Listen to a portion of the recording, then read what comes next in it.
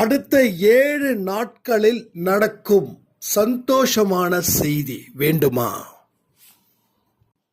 உன்னை சுற்றி இருப்பவர்களால் மட்டுமே நீ வீழ்த்தப்பட்டாய். பூர்வ ஜென்மத்தால் உருவாக்கப்பட்ட ஒரு சொத்து உனக்கே தெரியாமல் அழிந்து கொண்டு தரைமட்டமாக்கப்படுகிறது. இடிக்கப்பட்ட ஒன்று அடுத்த 7 நாட்களில் கட்டப்படும். என் உத்தரவு இல்லாமல் இந்த பதிவை நீ சத்தியமாக கேட்க முடியாது. உனக்கு எதிராக தாக்குதல் நடத்தப்பட்ட பட்டியலை கேட்டால் அதிர்ச்சி அடைவாய். நீ நினைக்காதவரே உன்னுடைய வாழ்க்கையை அழித்து கொண்டு இருக்கிறார். மிகப்பெரிய கேள்விக்கு பதில் கிடைத்துள்ளது. சந்தோஷப்படு. இப்பொழுதே அடுத்த 7 நாளில் பெறப்போகும் வெற்றியை எனக்கு அர்ப்பணி. அதிர்ச்சியும் கிடைக்கும், அதிசயமும் நடக்கும் அடுத்த 7 நாட்களில்.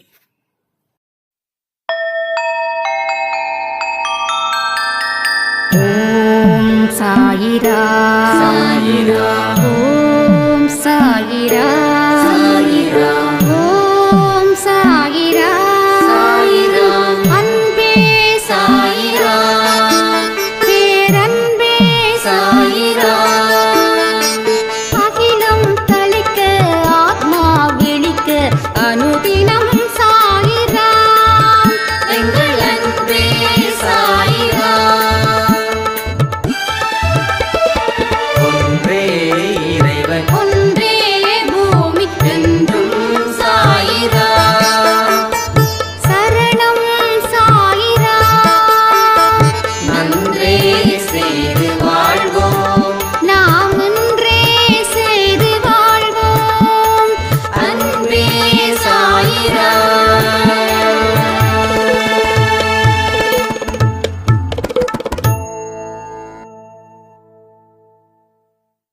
சாய்ராம். என் உயிரின் உயிரானவர்களே, இங்க வாழ்க்கைய எப்படி வாழ்ந்துக்கிட்டு இருக்கோன்னா, ஏதோ பிறந்துட்டோம், வேற வழி இல்லாம வாழ்ந்துக்கிட்டு இருக்க அப்படின்னு. இந்த மனநிலை உங்க வாழ்க்கையில எங்க கொண்டு வந்து நிறுத்தி இருக்குதுன்றத நீங்க புரிஞ்சுக்கணும். இப்படிப்பட்ட மனநிலைக்கு வந்ததுக்கு காரணமா இருந்த சம்பவத்தையும் தெரிஞ்சுக்கணும். இனி வாழ்க்கை எப்படி இருக்க போகுதுன்றதையும் இந்த பதிவின் மூலமா நீங்க தெரிஞ்சுக்கலாம். ஸோ இந்த 3 விஷயத்தை பற்றி தான் இன்னைக்கு இந்த பதிவு. ஒரு அற்புதமான, ஒரு அழகான, ஒரு உறுதியான, ஒரு வெற்றிகரமான, ஒரு சந்தோஷமான, ஒரு நம்பிக்கையான வாழ்க்கையை வாழ முடியும் அப்படின்றதுக்கு இந்த பதிவு மிகப்பெரிய ஒரு உதாரணமா உங்க வாழ்க்கையில இருக்க போகுது. அப்போ வாழ்க்கை எப்படியாவது வாழ்ந்தா போதும் அப்படின்னு சொல்றவனுடைய மனநிலை எப்படிப்பட்டதா இருக்குன்னா, பாஸ் பண்ணா போதும் அப்படின்னு ஒரு மாணவன் எப்படி நினைக்கிறானோ அது போலதான் இங்கேயும் இருக்கும். அப்ப பாஸ் ஆனா போதும் அப்படின்ற மாணவன் நிச்சயமா பாஸ் ஆகல, ஃபெயில் ஆகுறான். ஏன்னா அவன் படிக்கிறதே ஒரு 40 மார்க்கை ஸ்கோர் பண்ணி தான். அதுல 1-2 கேள்விகள் வரலன்னா இவன் பாடு திண்டாட்டம் தான். என்னைக்குமே ஒரு விளிம்பு நிலையில நின்னுக்கிட்டு அங்க இருந்து நம்ம ஆரம்பிக்க கூடாது, கீழே விழுந்துடுவோம். அது லட்சத்துல 1-2 பேருக்கு தான் அது பாஸ் ஆகும். மீதி இருக்கிற அத்தனை பேருக்கும் தோல்வியை கொடுக்கும். அப்போ ஒரு மாணவன் பாஸ் பண்ணணும்னா அவன் ஓரளவுக்காவது மெனக்கடணும். 100க்கு 100 வாங்குறவனா இருந்தால் 100% மெனக்கிடணும். இப்போ 75% மெனக்கிடணும். இப்போ 40% ஒர்க் பண்ணானா அவன் கிடைக்க வேண்டிய ரிசல்ட்டு 20% மட்டும்தான் இருக்கும். புரியுதா உங்களுக்கு?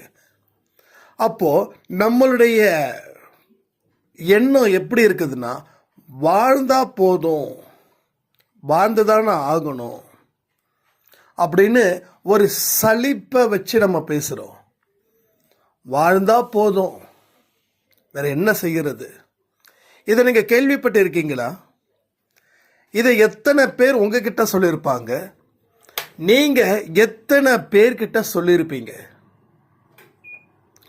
அப்போது மற்றவங்க சொன்னதால் நீங்கள் சொன்னீங்க, இல்லை நீங்கள் சொல்கிறதால மற்றவங்களும் சொன்னாங்க. பட் ஏதோ ஒரு விஷயம் நடந்தது. ஆனால் அதிகபட்சமாக மற்றவங்க நம்மக்கிட்ட சொன்னதை நாம் சொன்னோம். அப்போ நம்ம சுற்றி இருக்கிறவங்க நெகட்டிவாக இருக்காங்க அப்படின்றது தெரிஞ்சிருச்சு. 1 இல்லை 2 இல்லை, 10லேருந்து 20 பேர் உங்களை சுற்றி எத்தனை பேர் இருக்கிறாங்களோ அத்தனை பேருமே எதிர்மறை எண்ணம் கொண்ட மனிதர்களாக விளங்குகிறார்கள். ஸோ உங்கள் வாழ்க்கையை தீர்மானிக்கிறவர் அவரே. யாரு? எதிர்மறை எண்ணங்கள் கொண்ட மனிதர்கள் தான் உங்கள் வாழ்க்கையை தீர்மானிக்கிறாங்கன்னா உங்களுக்கு அதிர்ச்சியாக இருக்குதுன்னு நான் நினைக்கிறேன். ஒன்றும் இல்லை, நமக்கு தெரிஞ்ச ஒருத்தர் அவர் என்ன சொல்கிறாருன்னா, நம்ம வீட்டில் ஒரு சர்வெண்ட் இருக்காங்க. அவங்க நல்ல வேலை செய்வாங்க, நம்ம அப்ரிஷியேட் பண்ணுவோம். ஆனால் அந்த நபர் என்ன சொல்லுவாருன்னா, அவங்க நல்லா வேலை செஞ்சாலும் நல்லா வேலை செய்யலன்னு சொல்லு தம்பின்றார். அதாவது நல்ல வேலை செஞ்சாலும் நல்ல வேலை செய்யலைன்னு சொல்லு, அப்போதான் அவங்க இன்னும் நல்லா வேலை செய்வாங்க அப்படின்னு. இப்போ இந்த மாதிரி மனிதர்கள் உங்கள் மனசில் ஒரு விஷயத்தை இன்டைரக்டாக கொடுக்குறாங்கன்னு தெரியுதா? அவங்க நமக்கு நல்லது தான் சொல்கிறாங்கன்னு அவங்க நினைக்கிறாங்க. நாம் என்ன நினைக்கிறோம்? ஆமாம், நல்லது தான் சொல்கிறாங்கன்னு. ஆனால் நல்லதை சொல்கிறாங்களா? ஒரு விஷயத்தை நம்ம மனசில் ஏற்றுறாங்க. ஸோ நல்லா வேலை செய்கிறவங்கிட்ட நீ நல்லா வேலை செய்யலை அப்படின்னா அவன் மனசு எவ்வளோ பாடுபடும். இப்போ நான் ஒரு இடத்துல வேலை பார்க்குறேன், நான் நல்லா வேலை செய்கிறேன், எனக்கு தெரியுது, சிறப்பாக வேலை செய்கிறேன், எனக்கு தெரியுது. மற்றவங்களோட ஒரு படி நான் கொஞ்சம் முயற்சி பண்ணுறேன், உழைக்கிறேன், டெடிக்கேஷனாக இருக்கேன், ஹானஸ்டாக இருக்கேன்னு. அப்போ நான் இன்னும் நல்லா வேலை செய்யணும்னு சொன்னேன். என்கிட்ட என்ன இருக்குதோ அதுதானே வரும். அதிகமாக பேசுனா எனக்கு வேலையும் வேண்டாம், ஒன்றும் வேண்டாம் சொல்லிட்டு போகிறதுக்கு எவ்வளோ நேரம் ஆக போகுது. இதை எதுக்கு சொல்கிறேன்னா, எதிர்மறை எண்ணங்கள் கொண்ட மனிதர்கள் இப்படி தான் இருப்பாங்க. அவங்க உங்கள் மனசை ஃபுல்லாக உள்ள பூந்து கெடுத்துட்டாங்க. அப்போ கடவுள் சொன்னக்கூடிய விஷயத்தை நாம் ஓரம் தள்ளி மனுஷங்க சொன்ன விஷயத்தை நாம் மனசில் வச்சு அதன் மூலமாக நாம் நம்ம வாழ்க்கையை உருவாக்கணும். உருவாக்கப்பட்ட வாழ்க்கை இங்கே என்னாச்சு? முடிஞ்சிடுச்சு. அப்போது அடுத்தவர்கள் சொல்கிறதால நம்ம வாழ்க்கையை உருவாக்கப்படலை. ஏற்கனவே உருவாக்கப்பட்டதை நாம் என்ன செஞ்சோன்னா அதை சேதப்படுத்தணும். அது கொஞ்சம் கொஞ்சமாக நம்ம கையாலேயே அந்த வாழ்க்கைன்ற ஒரு வீடு இடிக்கப்பட்டது. கொஞ்சம் கொஞ்சமாக இடிக்கப்பட்டது என்ன ஆகும்? தினமும் இடிச்சுக்கிட்டே இருந்தால் என்ன ஆகும்? அந்த வீடு தரைமட்டமாக ஆக்கப்பட்டது. அப்போ உங்கள் மனசில் இந்த மாதிரி எண்ணங்கள் இருக்கும்போது உங்கள் வாழ்க்கை எப்படி ஆக போகுதுன்னா தரைமட்டமாக்கப்படும். ஸோ சில பேர் பார்த்தீங்கன்னா இந்த வாரிசு அதோடு முடிஞ்சிடும். நான் நிறைய அன்பே சாயில இந்த சில பேருடைய அனுபவத்தை கேட்குறேன். ஒரு காலத்தில் அப்படி இருந்த குடும்பம், அவ்வளோ சொந்தம், அவ்வளோ பந்தங்கள். இன்றைக்கி நாங்கள் தனித்து விடப்பட்டிருக்கோம், இப்போ 2 பேர் தான் அப்படின்னு சொல்லி ஒரு பெரியவர் கண்ணீர் விட்டு அழுது ஒரு வீடியோவில் கண்ணீர் விட்டு அழுது தம்பி, நீ நம்ம அன்பே சாய் குடும்பம் இருக்கிறத நினைச்சு தான் நான் வாழ்ந்துட்டு இருக்கேன். நேரம் கிடைச்சா ஒரு 10 நிமிஷம் இந்த வயசானவங்க கிட்ட பேசணும் போது அந்த வீடியோ கிடைச்ச அடுத்த நிமிஷமே அவர்கிட்ட நான் 1 மணி நேரம் பேசினேன். 1 மணி நேரம். இது எதுக்கு சொல்றேன் அப்படின்னா, சில பேருடைய இதே ஜென்மத்தில் கிட்டத்தட்ட முடிகிற மாதிரி. ஸோ நல்லா வாழ்ந்த குடும்பம், நல்ல அருமையான குடும்பம். அவருடைய மனைவி கேட்கக்கூடாத பேச்செல்லாம் கேட்டு செய்யக்கூடாததெல்லாம் செஞ்சு இருக்கக்கூடிய உறவுகள் அத்தனையும் பிரிஞ்சிட்டாங்க. அப்போ என்ன ஆகுது, மற்றவங்க சொல்வதை கேட்கறது நாம நினைக்கிறோம், நம்ம கேட்க மட்டும் செய்யல, நமக்கே தெரியாம கொஞ்சம் கொஞ்சமா செயல்படுத்த ஆரம்பிக்கிறோம். சந்திரமுகி படத்துல பிரபு ரஜினி கிட்ட சொல்லுவாரு, ரஜினி பிரபு கிட்ட சொல்லுவாரு, உன் மனைவி கங்காவை பார், கொஞ்சம் கொஞ்சமா சந்திரமுகியா மாறிக்கிட்டே இருக்காங்கன்னு. So real fact. அந்த மூவி எனக்கு ரொம்ப பிடிச்ச மூவி. பேய் இருக்குதா இல்லையா அப்படின்றத தெளிவுபடுத்தின மூவி அந்த மூவி. அது ஒரு மல்டி பர்சனாலிட்டி எல்லா மனுஷனுக்கும் இருக்கும். சில பேருக்கு அது மேலே வரும், மேலே வந்தால் அது பேய் பிடிச்சிடுச்சு, பிசாசு பிடிச்சதுன்னு சொல்லுவோம். அழகான மூவி, அற்புதமான மூவி. மூட நம்பிக்கை அப்படின்ற ஒரு விஷயம் எங்கே இருந்து பிறக்குது? பேய் இருக்கு, பிசாசு இருக்குது, நிறைய பேர் சொல்லுவாங்க. நம்ம என்னைக்காவது இந்த பதிவுகள் பேய் இல்லை பிசாசு இல்லை அப்படின்னு சொன்னால், எங்கள் ஊரில் ஒரு கிராமம், அந்த கிராமத்தில் நாங்கள் மசூதிக்கு போயிருந்தோம். அப்போ படிக்கவே தெரியாத ஒரு மனுஷன் இங்கிலீஷ் அவ்வளவு அழகாக அவ்வளோ ஃப்ளூயன்சியாக பேசுகிறாரு. அப்போது செத்தவருடைய ஆவி இங்கே வந்திருக்குது, பேய் பிடிச்சிருக்குது அப்படின்னாங்க. அப்போது பிரிட்டிஷில் பிறந்த ஒருத்தர், வாழ்ந்த ஒருத்தர், வளர்ந்த ஒருத்தர் உசிலம்பட்டியில் இருக்கக்கூடிய ஒரு மனுஷங்கிட்ட சேருவதன் நோக்கம் என்ன? இதுக்கு பதில் சொன்னால் ஒத்துக்கலாம். இவங்களும் அவங்களும் சொந்தமா பந்தமா, இல்லை இவரை ஏமாத்திட்டாரா, இல்லை இவர் அவரை ஏமாத்திட்டாரா? எந்த தொடர்பும் இல்லாத ஒரு மனுஷன் இவங்களும் அவங்களும் எப்படி பேய் பிடிக்கும், எப்படி பிசாசு பிடிக்கும்? இந்த மாதிரியான கேள்விகளை நீங்கள் எழுப்பி இருந்தால் தெளிவு கிடைச்சிருக்கும். எந்த கேள்விகள் கேட்டாலும் அதுக்கு கண்டிப்பாக பதில் உங்களுக்குள்ளே இருக்கும். இதை வச்சு தான் என்கிட்ட ஆர்கியூ பண்ணுவாங்க நிறைய பேர். ஆர்கியூ பண்ணுறதுல தப்பு இல்லை. ஏன்னா உங்களுக்கு மட்டும் என்ன பேய் இருக்கிறதுன்றத நீங்கள் சந்தோஷமாக இருக்க போகிறீங்க. பேய் இல்லைன்னா இருக்கக்கூடிய சந்தோஷம் தானே உங்கள் முகத்தில் இருக்குது. அப்போ என்ன ஆகுது, ஒரு மல்டி பர்சனாலிட்டி நம்ம சொல்கிறோம், பூர்வ ஜென்மா சொல்கிறோம். அப்போது அவர் எத்தனையோ தலைமுறைக்கு ஜென்மத்துக்கு முன்னாடி பிரிட்டிஷில் பிறந்திருக்கலாம். நான் ஏற்கனவே சொல்லியிருக்கேன், ஆன்மா சாகாது, ஆன்மாவில் இருக்கிற பதிவுகளும் சாவாது சொல்லியிருக்கேனா இல்லையா? இப்போ நான் எப்படி சொன்னேன், நான் தனியாக எழுதினேன் ஸ்கிரிப்டு. பகவத்கீதையில் கிருஷ்ண பரமாத்மா சொன்னதை நான் சொன்னேன். நான் கடவுளை நம்புகிறேன், கடவுளோட வார்த்தையை நம்புகிறேன், கடவுளுடைய வார்த்தை தான் என் வாழ்க்கைன்னு நம்புகிறேன், 100% நம்புகிறேன். எதிர் வீட்டுக்கார தாத்தா சொல்லலை, பக்கத்து வீட்டில் இருக்கக்கூடிய மாமா சொல்லலை, எதிர் வீட்டில் அதுக்கு பக்கத்து வீட்டில் அண்ணன் சொல்லலை, கடவுள் சொன்னார், நான் நம்புகிறேன். அப்போது அந்த நிலைமைக்கு நம்ம வரோம். அப்போ அந்த ஜென்மத்தில் அங்கே பிறந்திருக்கலாம், அதனுடைய வெளிப்பாடு இங்கே நடக்குது, அவ்வளோதான். ஸோ எல்லாருக்கிட்டையுமே இருக்குது, நம்மக்கிட்டையுமே இருக்குது, இல்லாமலாம் இல்லை. அதான் சொல்கிறேன், ஆழ்ந்து தேடுதல். சில பேருக்கு ஆழ்ந்து தேடுனா கிடைக்கும், சில பேருக்கு தேடாமலே கிடைக்கும், அவ்வளோதான். சரி, இதை வேறு சப்ஜெக்டு, அது போக வேண்டாம். இப்போ என்ன ஆகுது, உங்களை சுற்றி இருக்கிறவங்க சில விஷயத்தை உங்ககிட்ட சொல்கிறாங்க, அது உங்களுக்கு நல்லதாக படுது, அவங்கள நீங்கள் நல்லவர்களாக நினைக்கிறீங்க. ஸோ இவங்க நல்லவர் அப்படின்னு சொல்லும்போது எல்லா விஷயத்தையும் ஏற்றுக்க முடியுது. அப்போது நீங்களா ஒரு ஐடென்டிஃபிகேஷனை கெட்டவரை நல்லவராக்கிற தருணம். அந்த கெட்டவர் சொல்கிறதெல்லாம் நல்லதுன்னு நீங்கள் ஃபாலோ பண்ணுறீங்க.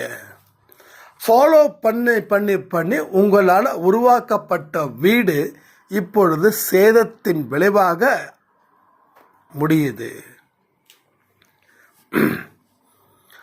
சரி, ஓகே, இது வரைக்கும் நடந்தது ஓகே. இனி என்ன நடக்கணும் அப்படின்றத நீங்கள் தெரிஞ்சுக்க வேண்டாமா? இனி என்ன நடக்கணும் அப்படின்னா, இது வரைக்கும் இடிச்சது போதும், இனி இடிக்க கூடாது. முதல்ல நம்ம என்ன பண்றோம், ஐயோ இடிஞ்சிடுச்சுன்னு உட்காரவன் ஜாஸ்தி. ஐயோ இடிஞ்சிடுச்சுப்பா, எல்லாம் முடிஞ்சிடுச்சுப்பா, என் வாழ்க்கை அத்தனையும் காலி அப்படின்னு அலறக்கூடியவர்கள் அதிகம். அதனால தான் அந்த அலறல் கடைசி வரைக்கும் கேட்குது. இறுதி நாட்கள் வரைக்கும் அந்த அலறல் கேட்டுக்கொண்டே இருக்கிறது. பல நிகழ்வுகள் நம்ம மனசுக்குள்ள இப்படிப்பட்ட ஒரு காட்சியா மாறுது. அதனால தான் நமக்கு பல இடத்துலையும் அதில் இருந்து போக முடியல. இப்போ உங்கள் குடும்பத்தில் உங்கள் கணவர் பற்றியோ உங்கள் மனைவி பற்றியோ நீங்கள் மற்றவர்களுக்கு சொல்கிறீங்க.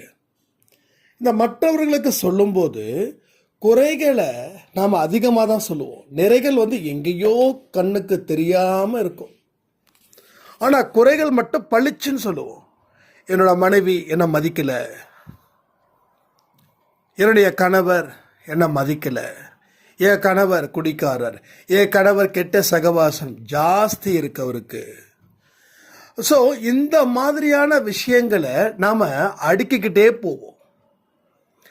அடுக்கிக்கிட்டே போகும்போது என்ன ஆகுது அப்படின்னா, உங்களை பற்றி ஒரு நெகட்டிவ் பிக்சர் எல்லாருடைய மனசுலையும் நீங்கள் ஓட விடுறீங்க. அந்த படம் 100 நாள் கொண்டாடுது. 100 நாள் இல்லை, நீங்கள் இருக்கிற வரைக்கும் ஓடுது. அப்போ உங்களை பற்றியான ஒரு எண்ணங்கள் அவங்களுக்கு எப்படி ஓடுதுன்னா, நீங்கள் கஷ்டப்படுறீங்க, நீங்கள் சித்திரவதை அனுபவிக்கிறீங்க, உங்கள் குடும்பம் சரியில்லை, உங்கள் குடும்பத்தில் இருக்கிற அத்தனை பேர் உருப்படி இல்லாதவங்க, மோசமானவங்க அப்படின்ற ஒரு வட்டத்துக்குள்ளே நீங்கள் சிக்கிறீங்க.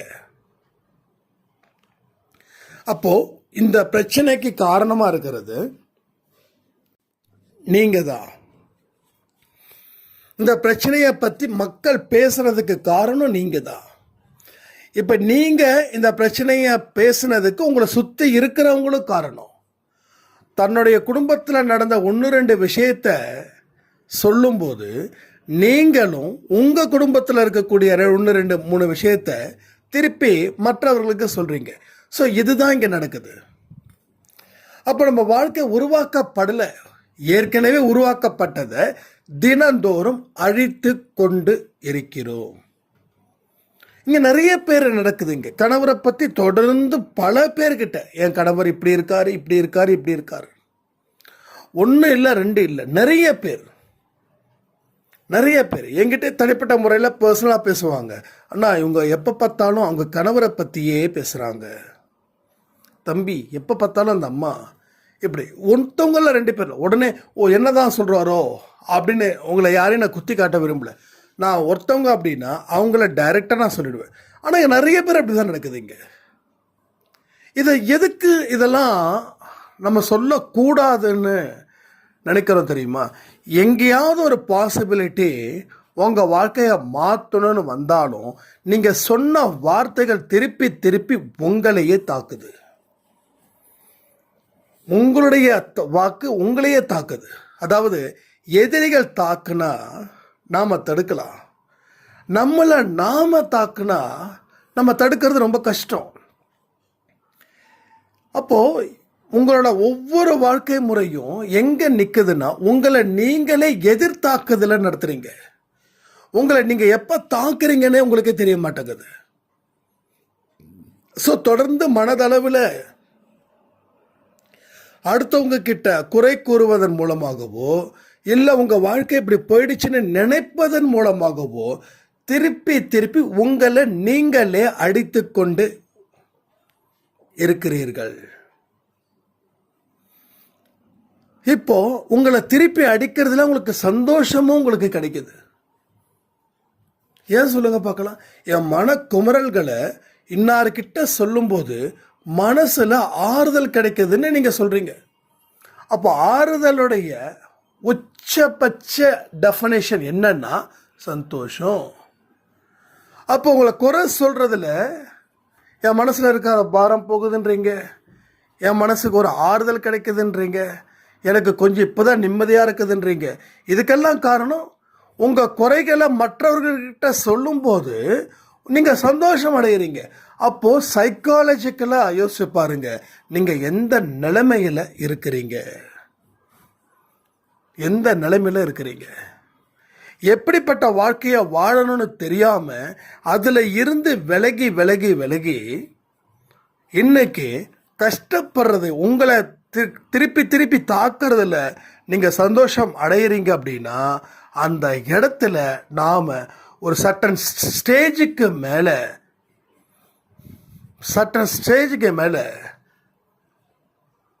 மன வளர்ச்சி இல்லாதவர்களாக மாறிக்கொண்டு இருக்கிறோம். புரியுதா உங்களுக்கு? மன வளர்ச்சி இல்லைன்னா அதுக்கு என்ன மீனிங்? ஸோ சைக்கோஸ் தான் நம்ம மாறிக்கிட்டு இருக்கோம். இதை என்னடா அது இப்படி சொல்கிறாரே அப்படின்னு நினைக்க வேண்டாம். நான் சொல்கிறதுல தப்பு இருந்துச்சுன்னா நீங்கள் கமெண்ட் பண்ணுங்கள்.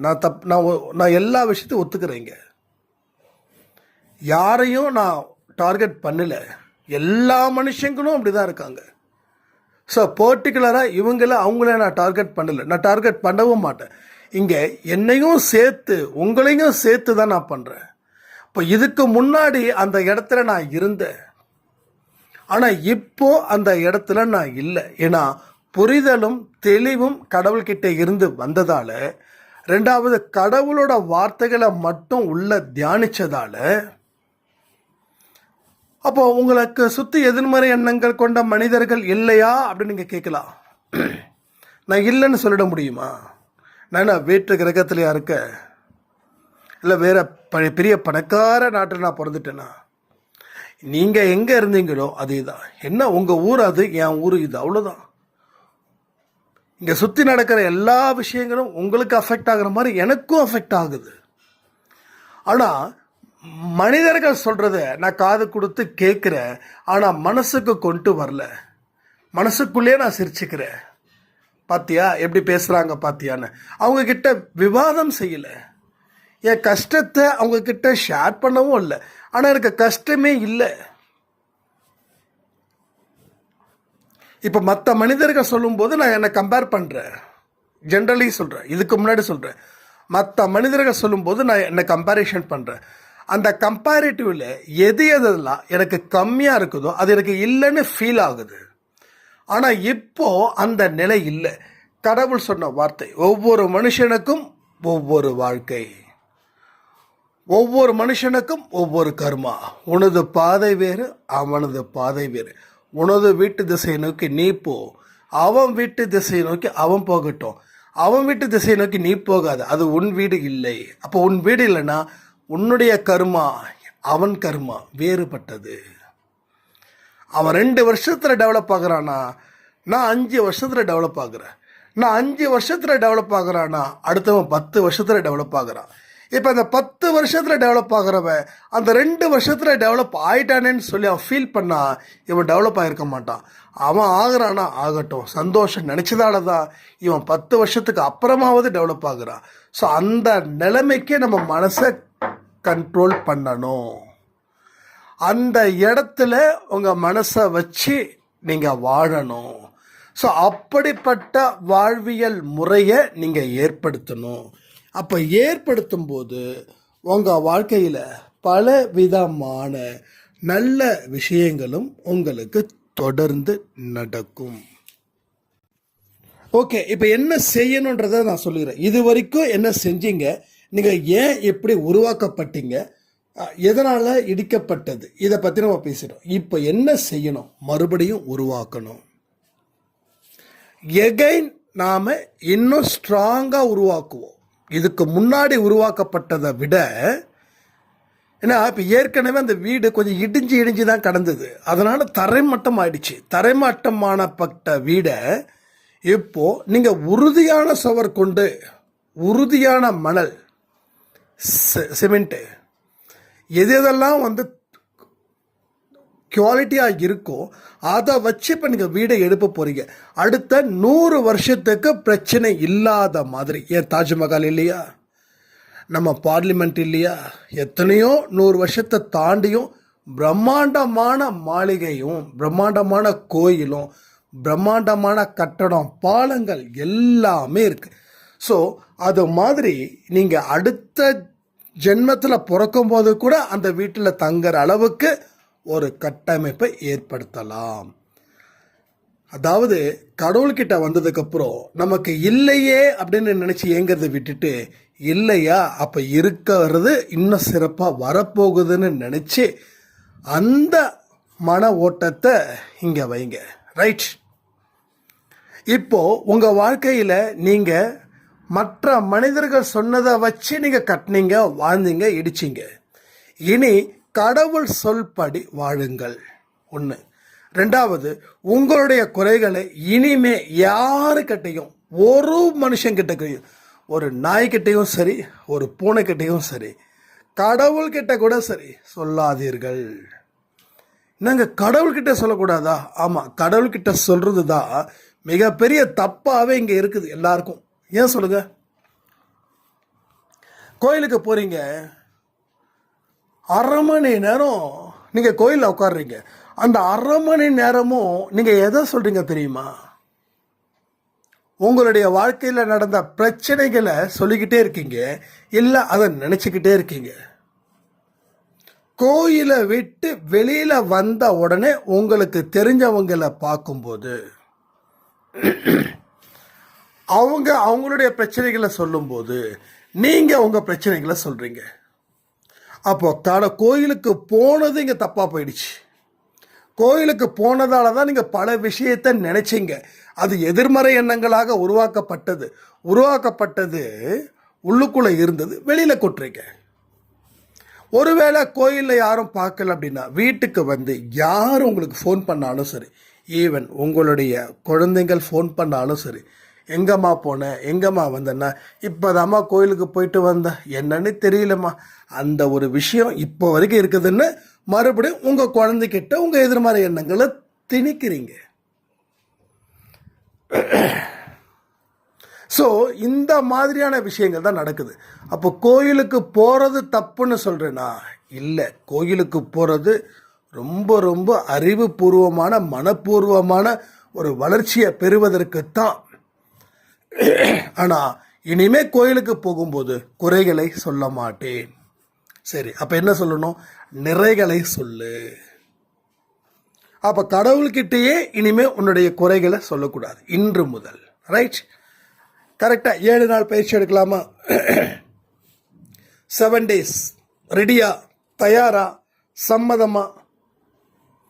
இந்த 7 நாள் பயிற்சி ஒவ்வொரு நாளும் உங்களுடைய குறைகளை எவரிடமும் கடவுளிடமும் சொல்லக்கூடாது முதல்ல. அடுத்தது, உங்களுடைய குறைகளை நினைக்கவே கூடாது. ரொம்ப பெரிய டாஸ்காக இருக்குதோ? உங்கள் துன்பம், குறைகளும்ன்றது ஒரு துன்பம் சேர்ந்தது தான். உடனே குறை தானே, துன்பத்தை நினைக்கலாம்ல அப்படின்னு நினைக்கக்கூடாது. அதாவது துன்பம், குறை, அவமானம் இதை தொடர்ந்து தொடர்ந்து தொடர்ந்து நினைக்கவே கூடாது.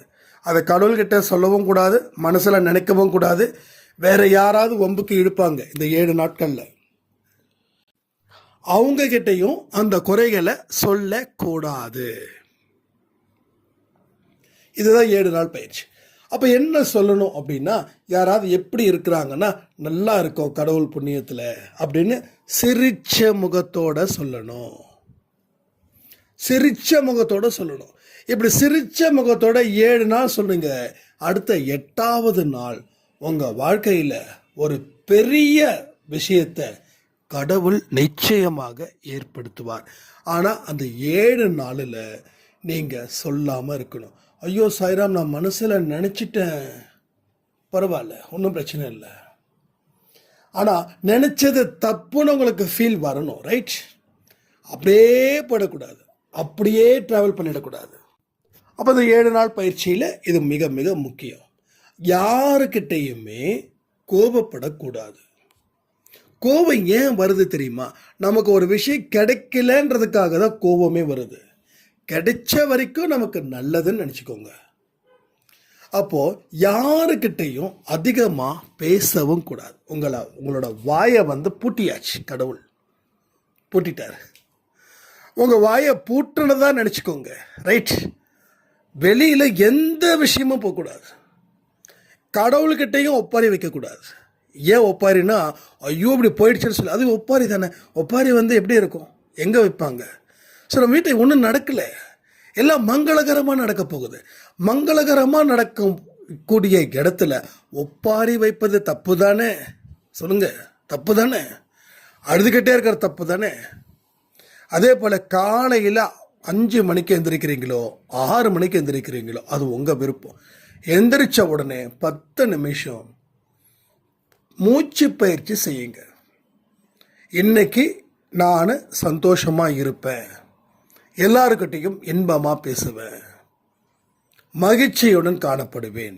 இந்த உலகத்தில் மகிழ்ச்சியான மனுஷி நான் தான். இதை ஒரு 5 நிமிஷம் கொஞ்சம் மூச்சு பயிற்சி, ஒரு 10 நிமிஷம் இதுக்கு செலவு பண்ணி அதுக்கப்புறமா பெட்டை விட்டு எழுந்திருங்க. கடவுளோட முகத்தை பாருங்க. அந்த முகத்தில் எவ்வளவு ஒரு நம்பிக்கை நம்ம வாழ்க்கையில் அவர் ஏற்படுத்த முயற்சி பண்ணுறாரு அப்படின்ற ஒரு விஷயமும் அதில் அடங்கியிருக்கும். ஸோ இதெல்லாம் தொடர்ந்து இந்த 7 நாட்கள் செய்யணும். ஸோ உங்கள் குறைகளை பற்றி எவரிடமும் சொல்லக்கூடாது. இப்படிலாம் பண்ணும்போது இடிக்கப்பட்ட வீடு மெல்ல மெல்ல கட்டப்படுகிறது. கட்டப்பட்ட வீடு எவராலையும் இடிக்கவே முடியாது. அப்போ அந்த இடத்துல மன உறுதியோடு இருக்கணும். கடவுளுடைய வார்த்தைகளை மட்டும்தான் நீங்கள் கேட்கணும்னு சொல்லி இந்த பதிவை நான் முடிக்கிறேன். ஜெய் சாய்ராம்.